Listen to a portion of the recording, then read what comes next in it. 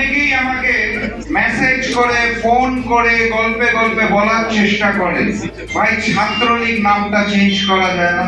দীর্ঘ ৪৫ বছরের ইতিহাসে বড় পরিবর্তন আনলো জাতীয় গণতান্ত্রিক পার্টি এর ছাত্র সংগঠন। ১৯৮০ সাল থেকে ব্যবহৃত জাগপা ছাত্রলীগ নামটি আনুষ্ঠানিকভাবে পরিবর্তন করে রাখা হয়েছে জাগপা ছাত্র কাফেলা। এখন থেকে নতুন নামেই পরিচালিত হবে সংগঠনের সকল সাংগঠনিক কার্যক্রম।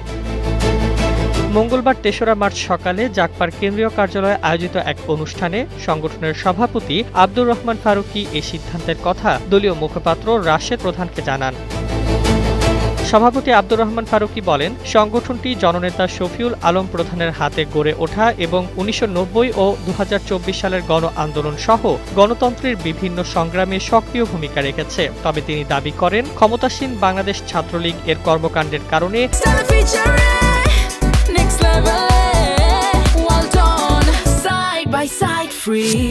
ছাত্রলীগ শব্দটি নিয়ে সাধারণ মানুষের মধ্যে বিরূপ প্রতিক্রিয়া তৈরি হয়েছে। তিনি বলেন, দেশের মানুষের চিন্তা চেতনাকে সম্মান জানিয়ে জরুরি বৈঠকে আমরা সংগঠনের নাম থেকে ছাত্রলীগ শব্দটি বাদ দেওয়ার সিদ্ধান্ত নিয়েছি। উল্লেখ্য, ১৯৪৮ সালে পূর্ব পাকিস্তান মুসলিম লীগ হিসেবে যে সংগঠনের যাত্রা শুরু, তা পরে বাংলাদেশ ছাত্রলীগের রূপ নেয়। রাজনৈতিক পট পরিবর্তনের ধারায় ১৯৮০ সালে জাগপা ছাত্রলীগ নামটি আত্মপ্রকাশ করে। এবার সেই অধ্যায়ের ইঙ্গিত টেনে নতুন পরিচয়ে পথ চলা শুরু করল জাগপা ছাত্র কাফেলা।